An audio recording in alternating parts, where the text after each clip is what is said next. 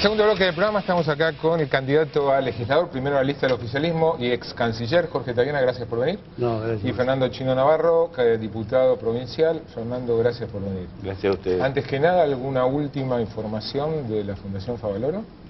No, Último contacto. me parece que lo que tenemos todos está bien, ha sido Bueno, ustedes supongo que tienen exitosa algún contacto.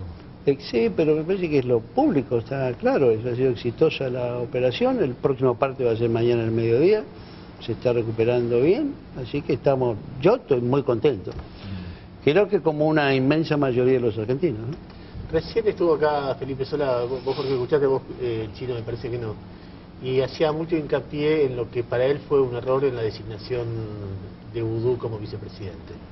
Decía, Boudou es un hombre frívolo, es un hombre que todo el tiempo está andando en moto, es un hombre que no tenía trayectoria peronista y que fue elegido por un dedazo, que cuando tuvo que defenderse de denuncia de corrupción obligó al gobierno a destituir a Rigui, a un fiscal, a un juez, para defenderlo a él mientras no se podía defender solo. Ustedes me imagino que no están de acuerdo con esa caracterización, ¿no? Boudou fue elegido junto con la presidenta con el 54% de los votos. Es cierto que tiene denuncias judiciales, no está procesado en ninguna de ellas. Podemos tener valoraciones respecto a su accionar o no. Tiene todo el derecho Felipe Solá de opinar si está bien o mal elegido. Lo que no cabe duda es que cuando la presidenta de la Nación tiene una dificultad de salud, quien debe asumir la primera magistratura es el vicepresidente.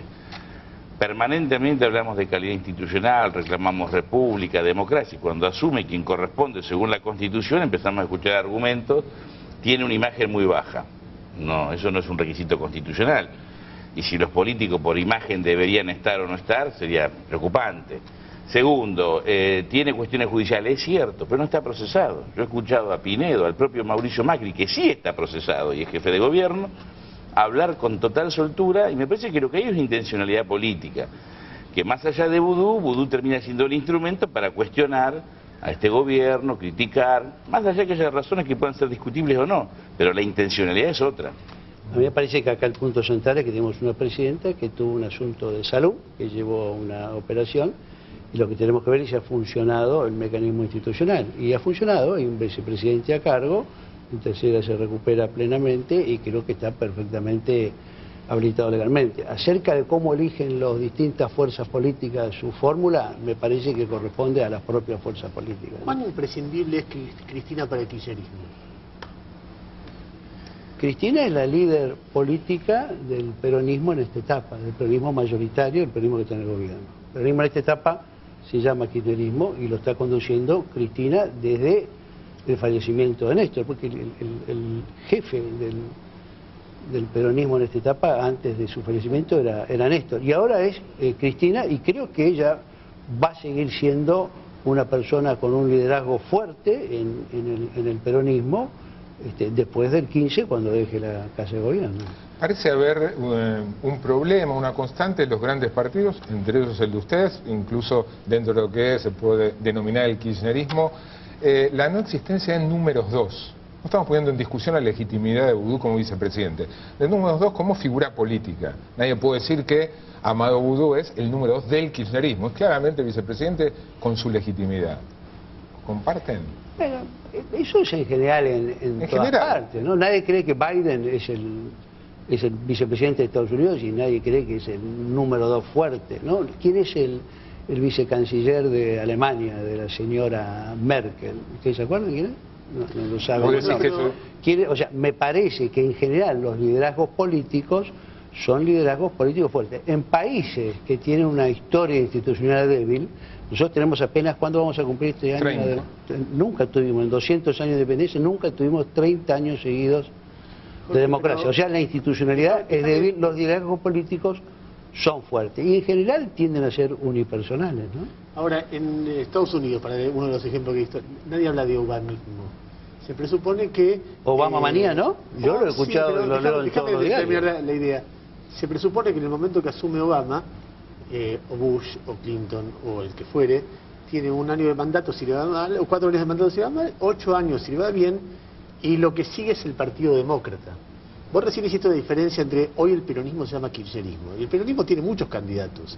Lo que yo preguntaba era, cuán imprescindible es Cristina para el kirchnerismo, teniendo en cuenta que, por ejemplo, sale en una campaña electoral en la provincia de Buenos Aires y el candidato que tiene es un candidato que no era conocido, que es relativamente débil, candidato a la sucesión kirchnerista, hoy no se perfila a nadie que no sea Cristina, y Cristina no puede ser. En Santa Cruz pensás un candidato, para decirte, una tierra propia, y no aparece un candidato kirchnerista. Perdón. ¿Por qué no miramos el sistema político argentino y vemos el conjunto de los candidatos y vemos los candidatos presidenciales de la oposición y los rivales de los candidatos? No que sean peores. No, o sea, lo que tenemos es un sistema político que hizo crisis en el 2001, que es nuevo, que tuvo 20 años cuando colapsó en el 2001 y estuvo el que se vayan todos, y que se reconstituyó en realidad alrededor de un ejercicio político exitoso de Néstor Kirchner primero y de Cristina Kirchner después. La oposición tampoco se reconstruye y la crisis del sistema de partido tampoco está solucionada. Entonces no nos sorprendamos de que tengamos un sistema político más ligado a figuras o a personalidades, en parte carismático. ¿No le gustaría? O sea que el kirchnerismo depende, así como la oposición depende de sus líderes, el kirchnerismo depende de que Cristina esté bien, o de que Cristina pueda o no ser candidata. Me parece que eso es una reducción de lo que yo digo. Yo lo que estoy diciendo es que en sistemas con partidos políticos en recomposición y que viene de una crisis muy profunda, los liderazgos y las jefaturas políticas son muy importantes. En el peronismo históricamente ha tenido liderazgos políticos fuertes. Eso no quiere decir que no tenga varios precandidatos que puedan... En el peronismo, sí. Pero no el kirchnerismo. Pero el kirchnerismo es una forma del peronismo. Eso no veo la diferencia. Esa escisión. Y la diferencia es que si agarra otro líder, el peronismo se transforma en masismo, siolismo, como fue el peronismo. Yo creo que el masismo dejó el peronismo, ¿no? Y se llama Frente Renovador. Se había ido y fue distinto, fue perfecto. No hay que comparar la experiencia. No decían lo mismo, decían cosas bastante diferentes, por favor, decían cosas bastante diferentes. Acá hay un proyecto que está en marcha y que tiene el centro de las banderas peronistas y que la está llevando adelante y que es lo que está desde el 2003 hasta ahora en marcha, y de eso se ha apartado, creo yo, cometiendo un severo error político, Massa. Él se ha alejado del peronismo, como en el peronismo se alejaron varios en distintas etapas. Creo que el centro del peronismo sigue estando en el gobierno y creo que en ese marco del peronismo es que se va a elegir el candidato presidencial, que se elegirá en el 14 o comienzo del 15. ¿Sí? Yo creo que no hay figuras imprescindibles, y lo decimos con dolor. Se murió Néstor Kirchner el 27 de octubre del 2010, era el conductor, era el jefe del kirchnerismo, y sin embargo lo superamos. Yo creo en los procesos colectivos donde, por supuesto, emergen liderazgos, y esos liderazgos tienen que ver con el ida y vuelta, con la relación con ese colectivo, con esa sociedad, con ese pueblo. Así nació el peronismo el 17 de octubre, con un pueblo en la calle y con un Perón en el balcón, en un ida y vuelta. Así nació Irigoyen, digamos, son relaciones dialécticas, y me parece que simplificarlo en un nombre a veces nos quita perspectiva, y lo que le ha dado andamiaje al gobierno de Néstor Kirchner y al de Cristina Fernández de Kirchner, por eso se habla de kirchnerismo, es que en 10 años hemos ampliado muchísimo los derechos de los trabajadores y los sectores más humildes, hemos reconstruido la industria nacional, hemos avanzado en muchos aspectos, al margen que tengamos muchísimas cosas que resolver y otras que corregir. Eso es lo que le da entidad. Y si este gobierno, yo estoy convencido de eso, de acá al 2015 continúa en ese camino, mejorando, profundizando, ampliando esos derechos, obviamente en el 2015 este espacio va a construir un liderazgo, más allá de que Cristina no pueda ser candidata, y hoy quizá no lo conozcamos, o esté al lado nuestro y no lo visualizamos. Lo mismo ocurría con Néstor Kirchner a fin del 2002. ¿Quién pensaba que Néstor Kirchner podía ganar las elecciones? Pero sobre todo, ¿quién pensaba si ganaba podía transformar la realidad y colocar la política por encima de los grupos económicos, como ocurrió el 25 de mayo del 2003? Yo, que lo acompañaba en el 2000, no lo pensaba. No, yo no lo pensaba, porque soy sincero. ¿Les gustó los reportajes a Cristina? A mí me gustaron porque creo que es parte de una reacción política al resultado de los PASO. Por parte de Cristina. Sí, por parte de Cristina, por parte del gobierno, por parte de varios. Me parece que hay el peronismo, el kirchnerismo, si quieres decirlo así, una de las características que tiene es su capacidad de reaccionar y de ir interactuando con la realidad, ¿no es cierto? Y obviamente el resultado no fue el esperado. Entonces había ahí una cuestión del diálogo que no estaba de la mejor manera. Y hubo medidas económicas específicas y hubo también un cambio en la actitud política, ¿no? Mostrar un mayor nivel de apertura, de exposición, de diálogo. Y yo creo que eso es bueno. Además, Cristina eso lo hace muy bien y creo que ella mostró cosas desde el punto de vista político, desde el punto de vista personal, que creo que es bueno ponerla en conocimiento de la gente. A mí me parece positivo, a mí me gustó, yo muchas de esas cosas las conocía, pero me gustó verla en los diálogos, con Bielsa, con Rial, a mí me gustó eso. ¿Chino? Sí, yo no vi el de Brienza mucho, pero sí vi el de Rial, y me gusta porque me parece que acerca a una presidenta a la sociedad, al común de la gente. Y a veces tenemos una imagen de los presidentes acartonados, como que son semipróceres, y vimos a una mujer alegre, inteligente, con un diálogo fluido, pero además accesible, charlando mano a mano los temas que le preguntaban. Seguramente cuando se recupere va a seguir con esta serie de charlas y me parece muy positivo. Ustedes dos son del movimiento Evita, y había un graffiti frente a la Fundación Favaloro que decía coágulo gorila. ¿Les gustó o no les gustó? ¿Les pareció creativo? No lo vi, no fue exactamente un coágulo, así que es un error médico, digamos. Es un error médico. Pero bueno, está tiene su simpatía y su tradición peronista, eso es decir, no todo lo que afecta al movimiento popular, y sin duda Cristina es una líder del movimiento popular, popularmente la muchachada lo interpreta como una cuestión del gorila, está bien. El hecho de que es una cosa espontánea de la gente. Yo quiero volver a una cosa, esta actitud que se ve en los reportajes de Cristina es la que estamos tratando de traducir también en la ciudad, ¿no es cierto? Es decir, tratar de traducir una política de mayor escucha en el caso de los porteños. Hay una situación muy interesante en la ciudad.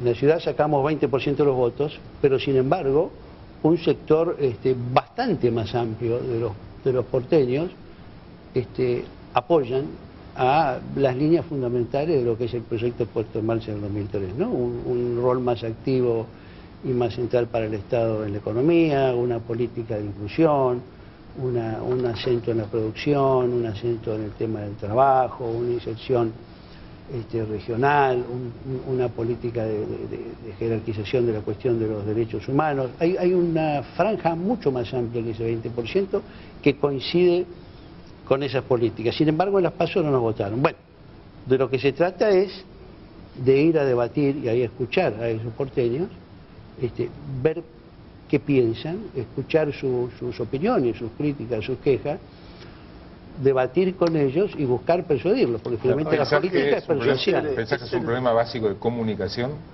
No, a mí no me gusta ponerlo solo en comunicación, porque cuando uno dice solo comunicación parece que está ocultando lo que se equivoca o lo que a veces no acierta. A mí me parece que es un problema más de diálogo político y de interpretación. Ahora, ¿es ser democrático dialogar cuando se pierde y hay otra elección a 2 meses?